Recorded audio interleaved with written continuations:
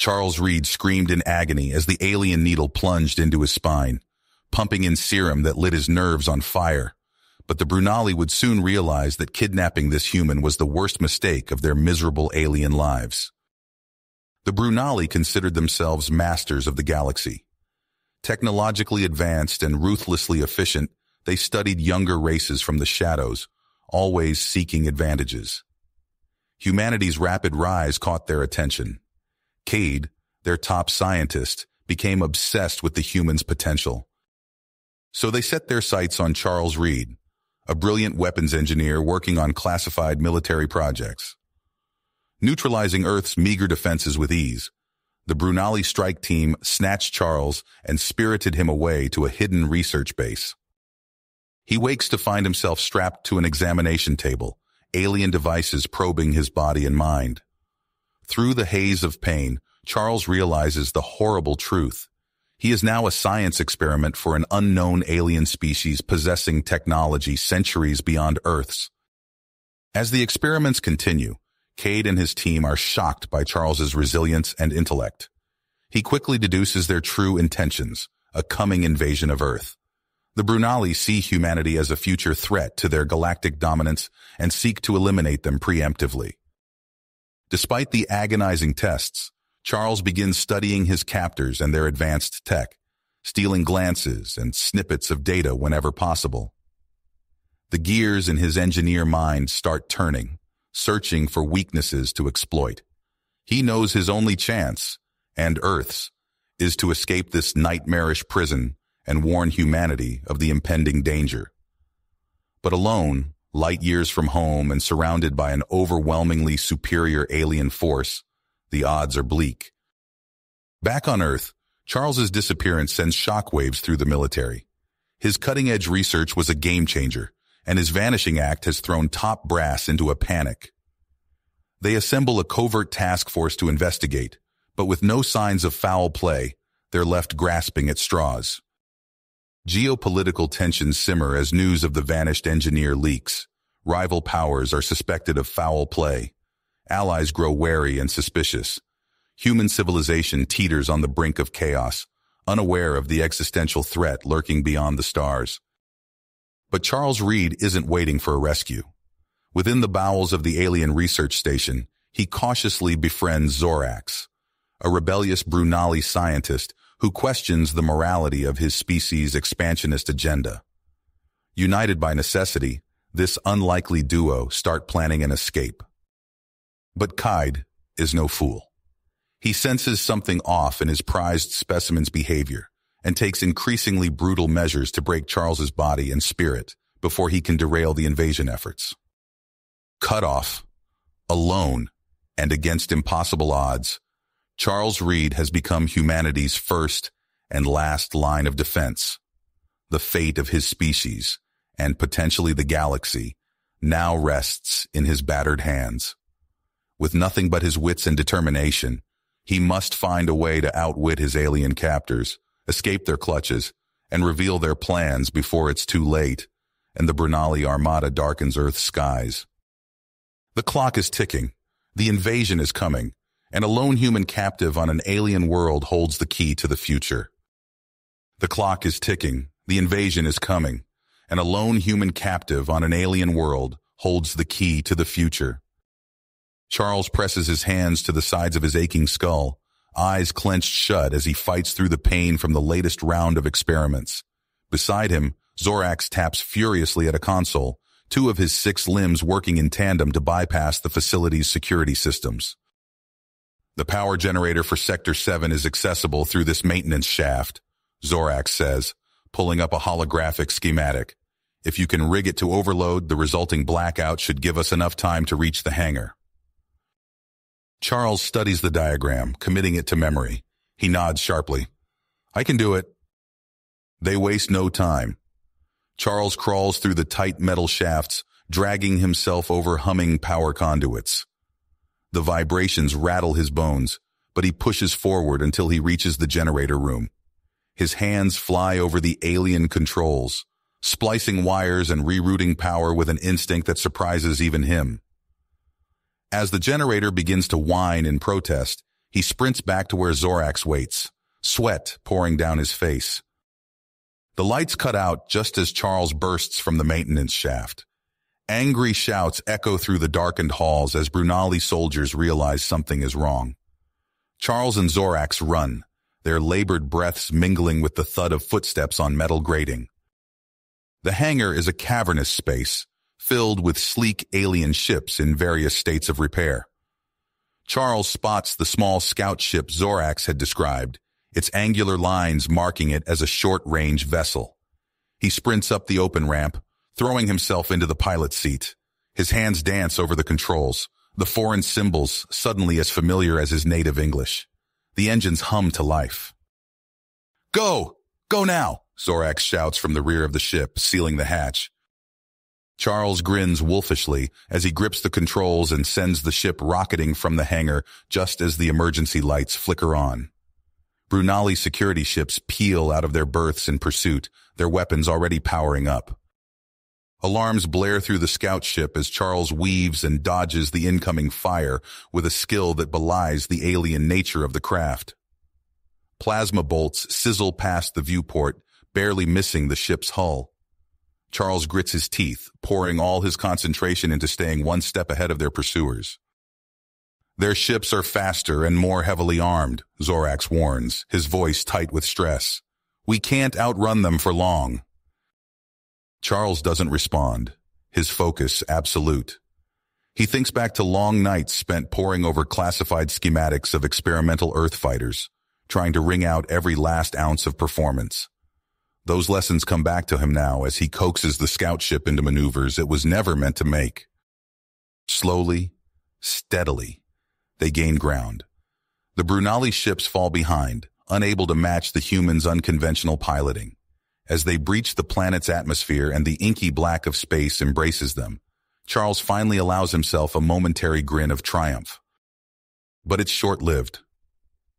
As he reaches to input coordinates for the long journey to Earth, the sensor array lights up with a new contact. A single ship, faster than the others, rocketing up from the planet's surface with a single-minded intensity. Charles's blood runs cold as he recognizes the unique energy signature. It's Keed's personal ship, and it's closing fast. Back on Earth, klaxons shatter the pre-dawn calm of a NORAD control room. Bleary-eyed technicians scramble to their stations, their faces tight with confusion and fear. The Night Watch commander leans over the shoulder of a wide-eyed young operator, his brow furrowed. "Confirm that reading," he barks. "Confirmed, sir," the operator responds, his voice shaking slightly. "We have an unknown contact entering the solar system at 25 times the speed of light. Energy signature is like nothing we've ever seen." The commander straightens, his expression grim. "Scramble interceptors. Whatever that thing is, it's not friendly." In the depths of space, Charles watches Kaid's ship grow larger on the displays, a sinking feeling in his gut. He knows they can't outrun it, not with the damage they've already sustained. "Attention unidentified craft," a clipped human voice suddenly crackles over the comms. "This is Earth Defense Force Interceptor Wing Alpha. You are entering restricted space. Identify yourself immediately or you will be fired upon." Charles's heart leaps into his throat. He lunges for the comm controls, silently thanking every deity he knows that the Brunali systems are advanced enough to interface with human technology. "This is Charles Reed. Authorization code Delta Foxtrot 790, he practically shouts into the pickup. "I'm in a stolen Brunali ship and I have critical information for Earth defense. Do not fire." A tense silence follows. Charles can practically hear the confusion and disbelief on the other end of the comm. After a moment that stretches into eternity, the voice returns. "Authorization code confirmed. Charles Reed, you are clear to approach. But be advised, you have an unidentified bogey on your tail, coming in hot." "I'm aware," Charles replies grimly, eyeing the readouts of Kaid's rapidly approaching ship. "And trust me, you're going to want to hear what I have to say about them." Kaid's ship is suddenly upon them, a looming behemoth that dwarfs their tiny scout ship. Weapons ports glow white-hot along its flanks, primed and ready to fire. Charles wrenches the controls, sending them into a stomach-churning spin as the first salvo of plasma burst through the space they'd just occupied. The Earth fighters, sleek delta-winged craft that scream of barely controlled power, thunder past the dueling alien ships. Their weapons spit fire, lancing into the flanks of Cade's ship. It's a testament to their bravery. But against the Brunali's advanced technology, it's like throwing pebbles at a tank. Cade's ship shrugs off the human weapons, its shields shimmering as it absorbs the impacts. It retaliates with a barrage of its own, a dazzling display of destructive power that fills the void with crisscrossing beams of searing light. Charles can only watch in horror as one, then two of the Earth fighters erupt into blossoms of flame, their valiant pilots snuffed out in an instant.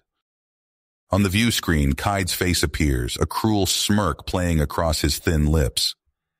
"Did you think you could escape me so easily, human?" He sneers.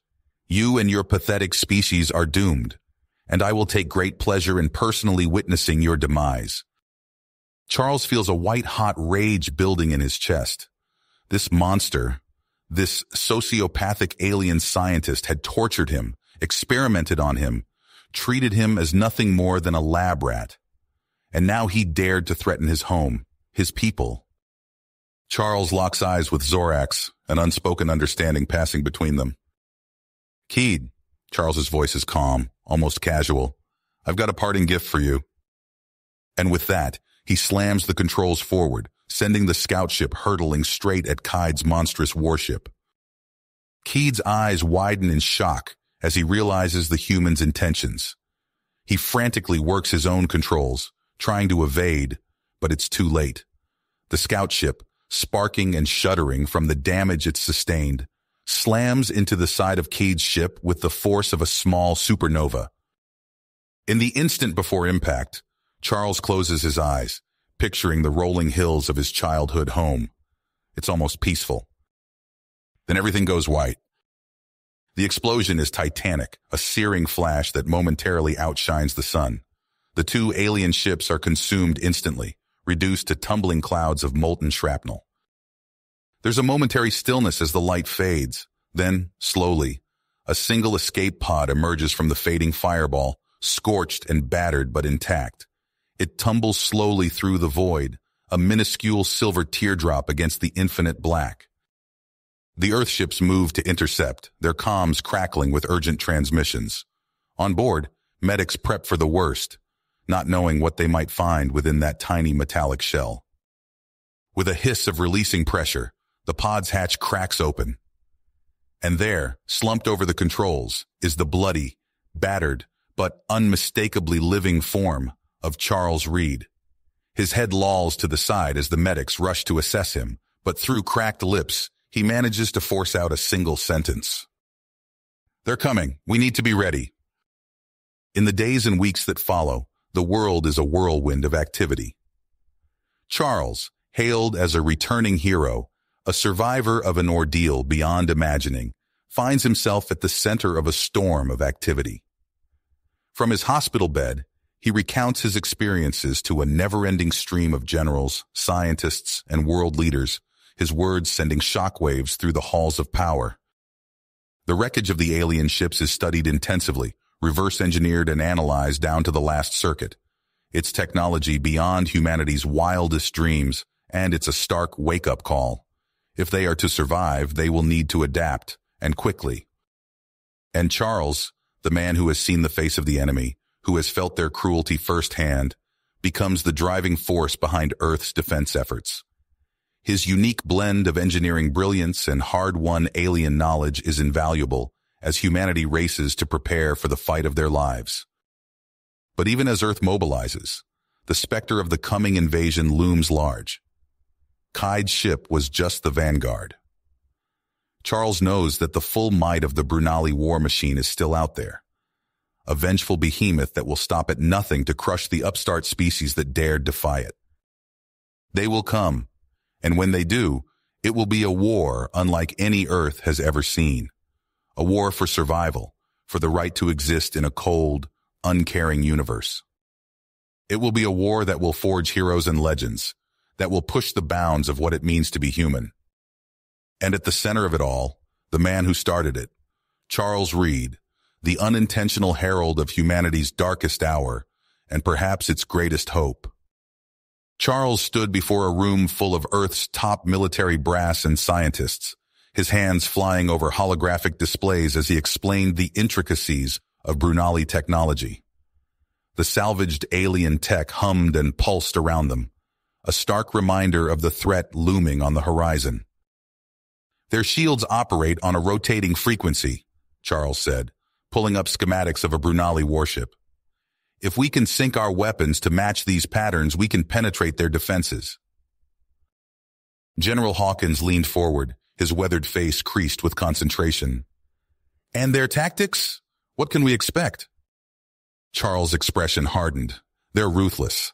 They'll target civilian populations to demoralize us. We need to focus on planetary defense grids and evacuation protocols. Days turned into weeks as Earth transformed. Military bases buzzed with activity as soldiers trained on new weapon systems. Factories churned out advanced fighters and orbital defense platforms. Charles worked tirelessly, pushing himself to the brink of exhaustion as he shared everything he knew. Meanwhile, light years away, Cade stood before the Brunali High Command, his voice ringing through the cavernous chamber. This human, this Charles Reed, nearly destroyed my ship single-handedly. Cade snarled, his fists clenched. If one of them can do this much damage, imagine what their entire species could do if left unchecked. Murmurs of agreement rippled through the crowd. Cade's eyes gleamed with triumph as he saw the fear taking hold. We must strike now, before they can fully harness our technology, he continued. I call for an immediate invasion force. As the Brunali war machine stirred to life, Charles received urgent news from Zorax. The defectors' message was clear. They had to act fast. Within hours, Charles found himself aboard a stealth shuttle with a team of Earth's most elite soldiers. They emerged from FTL on the outskirts of the Brunali system, tension thick in the air. Remember, Charles said as they approached the massive orbital shipyard, we're maintenance workers. Act natural, stay calm, and follow my lead. They docked without incident, the team's disguises holding up under scrutiny. Charles led them through winding corridors, his heart pounding as they passed Brunali workers and security drones. In a dimly lit junction box, Charles pulled out a small device. This will overload their weapon systems, he whispered. Plant these in key locations and... A commotion erupted nearby. Charles peered around a corner and felt his blood run cold. Cade had just stepped off a shuttle, flanked by armed guards. Change of plans, Charles hissed. We need to move now. What followed was a frantic race against time. The team split up, planting sabotage devices as quickly as they dared while avoiding the increased security presence. Alarms began to blare as systems started to fail across the shipyard. Charles rounded a corner and came face to face with Cade. For a moment, they both froze in shock. You, Cade snarled, reaching for his weapon. Charles didn't hesitate. He launched himself at the Brunali, years of combat training kicking in. They grappled fiercely, crashing into consoles and equipment. Team status report, Charles barked into his comm as he struggled with Cade. Charges set, came the reply. Heading to extraction point now. Charles managed to break free from Cade's grasp. He sprinted down the corridor, the enraged Brunali in hot pursuit. Plasma bolts sizzled past his head as he zigzagged through the shipyard. He reached the airlock just as his team was preparing to detach. With a desperate leap, Charles hurled himself into open space. For a heart-stopping moment, he tumbled through the void. Then strong hands grabbed him, pulling him into the waiting shuttle. As they sped away from the shipyard, explosions blossomed behind them. Capital ships drifted lifelessly, their systems fried. But through the chaos, Charles spotted Cade's personal vessel powering up, a look of pure hatred on the Brunali's face as their eyes met across the vastness of space. Back on Earth, the mood was one of grim satisfaction tinged with dread. They had bought themselves time, but the Brunali were coming, and they would be out for blood. Charles stood in the newly constructed war room, surrounded by holographic displays showing Earth's defenses. He took a deep breath, steeling himself for what was to come. A proximity alarm suddenly blared to life. On the main screen, a swarm of Brunali ships dropped out of FTL, far closer than anyone had anticipated. "They're here," Charles said, his voice steady despite the fear gripping his heart. "And they're not wasting any time." As Earth's defenders scrambled to their positions, Charles knew that the real war was only just beginning. The proximity alarm's wail cut through the war room like a knife. Charles's eyes snapped to the main screen, his blood running cold as a swarm of Brunali ships materialized from FTL, far closer than anyone had anticipated. "They're here," he said, his voice steady despite the fear gripping his heart. "And they're not wasting any time." Before anyone could react, the Brunali warships opened fire. Earth's orbital platforms erupted in silent explosions, their debris raining down on the planet below. Radar stations across the globe went dark, leaving humanity functionally blind. Charles' fingers flew across the holographic controls. "All squadrons, this is Reed. Scramble immediately. I repeat, scramble immediately." He watched as dots representing Earth's interceptors rose to meet the Brunali onslaught. The pilots, their skills honed by countless hours of training with salvaged alien tech, dove into the fray with unshakable focus. "Echo Leader, break left," Charles barked into the comm. "Tango Squadron, cover their 6. The space around Earth became a maelstrom of plasma fire and explosions. Human pilots weaved and dodged, their reflexes pushed to the limit. But for every Brunali ship they managed to take down, 2 more seemed to take its place. On the ground, chaos reigned. Brunali landing craft punched through the atmosphere, their artillery turning military bases into smoking craters. Charles watched in horror as key installations across multiple continents winked out of existence on his tactical display. "Sir!" a young lieutenant called out, her voice trembling. "They're establishing a beachhead in Sector 7. Ground invasion force incoming." Charles's mind raced. They were outgunned, outmaneuvered, and rapidly running out of options. But as he surveyed the battlefield, a desperate plan began to form. "Get me Captain Ramirez," he ordered, "now." Moments later, the grizzled face of Earth's top Special Forces commander appeared on screen. "What's the play, Reed?" Charles laid out his audacious plan. It was risky, bordering on suicidal, but it was their only shot. Ramirez nodded grimly. "We'll get it done." What followed was a carefully choreographed dance of destruction. Earth's remaining fighters launched a ferocious assault on the Brunali fleet, drawing their attention away from a small, stealthy craft carrying Ramirez and his team. As a Brunali landing ship began its descent, Ramirez's team struck. They latched onto the hull, cut their way inside, and in a flurry of close-quarters combat, seized control. "We're in," Ramirez's voice crackled over the comm, "beginning our approach."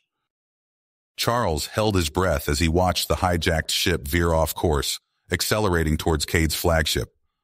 The Brunali, caught off guard by the unexpected maneuver, had no time to react. The impact was catastrophic. The landing craft, packed with its own ordnance, tore through the flagship's hull without effort. Secondary explosions rippled across the massive vessel, gutting it from within. "Now," Charles roared, "launch everything we've got." Earth's remaining nuclear arsenal streaked towards the crippled Brunali fleet. The vacuum of space lit up with the fury of 1,000 suns as warhead after warhead found their mark. When the light faded, the Brunali vanguard was no more, but Earth had paid a terrible price. The nuclear exchange had laid waste to vast swathes of the planet's surface. Major cities were reduced to smoldering ruins, critical infrastructure obliterated. Charles allowed himself only a moment of grim satisfaction before the reality of their situation set in. They had won the battle, but the war was just the beginning, and Caide would not take this defeat lightly. As if in response to his thoughts, long-range sensors lit up. A second wave of Brunali ships, larger and more powerful than the first, was rapidly approaching. Exhausted and with resources depleted, Charles knew they couldn't survive another conventional assault. He needed something unexpected, something the Brunali couldn't possibly prepare for. His eyes fell on a prototype device in the corner of the room, cobbled together from salvaged Brunali warp tech and Earth's most advanced weaponry. It was unstable, untested, and quite possibly suicidal. It was perfect. "Get me a direct link to our remaining orbital platforms," Charles ordered. "We're about to attempt something that's never been done before." As his team rushed to comply, Charles began inputting a complex series of calculations. If he was right, they were about to rewrite the laws of physics. If he was wrong, well, there wouldn't be enough left of Earth to worry about it. The Brunali fleet drew closer, their weapons charging. Charles took a deep breath and hit the activation sequence. For a moment, nothing happened. Then, with a sound that defied description, reality itself seemed to tear open. A massive, swirling vortex of energy appeared directly in the path of the oncoming Brunali ships. Before anyone could react, the gravity well of Jupiter, Earth's largest gas giant, was suddenly and violently shunted through the artificial wormhole. The Brunali fleet, caught in the maelstrom, was instantly obliterated by a tsunami of superheated plasma. The cost was immense. Earth's moon, caught in the gravitic backwash, shattered like glass. Its fragments would pose a perpetual hazard to what remained of Earth's orbital infrastructure. As the wormhole collapsed, an eerie silence fell over the war room. They had survived, against impossible odds. But at what cost? Reports began flooding in from around the globe. The death toll was in the millions and climbing. Earth's remaining cities lay in ruins, its military forces a shadow of their former strength. And deep in his gut, Charles knew this was only the beginning. The Brunali would not take this defeat lying down. They would return, with numbers and firepower that would dwarf what they had faced today. Humanity had won its first battle against the Brunali, but the war had only just begun. Charles Reed stared at the holographic display, his face etched with exhaustion. The devastating losses Earth had suffered greatly troubled on him, but he knew they had to act fast. He turned to Zorax, the Brunali defector who had become an unlikely ally. "We need to hit them where it hurts," Charles said, his voice low and intense. "Their homeworld. It's the only way to end this." Zorax nodded, his alien features set with grim purpose. "I know of a decommissioned stealth ship. With some modifications, we could slip past their defenses." Over the next days, Charles and a small team of human and Brunali rebels worked tirelessly to prepare. They pored over schematics, retrofitted systems, and drilled their infiltration plan until every move was second nature. As they approached the Brunali homeworld, Charles felt his heart race. The stealth ship hummed softly, its advanced camouflage rendering them invisible to the swarm of defense satellites and patrol craft. "Entering the atmosphere," the pilot announced. "Touchdown in 3 minutes." They landed on the outskirts of the sprawling capital city. Charles led the team through winding alleys and abandoned tunnels, guided by Zorax's intimate knowledge of the terrain. The acrid smell of industrial runoff filled the air as they moved deeper underground. "The Grand Citadel is just ahead," Zorax whispered, pointing to a massive structure looming in the distance. "That's where the leadership is holed up." As they crept forward, a piercing alarm shattered the silence. Shouts echoed through the tunnels as Brunali security forces converged on their position. "We've been made!" Charles shouted, ducking behind a pillar as plasma bolts sizzled past. "Fall back to position, Beta!" The rebel forces scattered, drawing the guards away from Charles and Zorax. Explosions rocked the underground complex as the diversionary attack unfolded. "Now's our chance!" Zorax hissed. "This way!" They sprinted through the chaos, dodging debris and confused Brunali civilians. Charles's lungs burned as they ascended level after level, finally bursting into the war chamber. Keed stood at the head of a massive table, surrounded by his inner circle. His eyes widened in shock as he recognized Charles. "You!" Keed snarled, reaching for a weapon. Charles didn't hesitate. He activated the detonator, and the room exploded into chaos. The floor buckled and collapsed, burying Keed and his advisors under tons of rubble.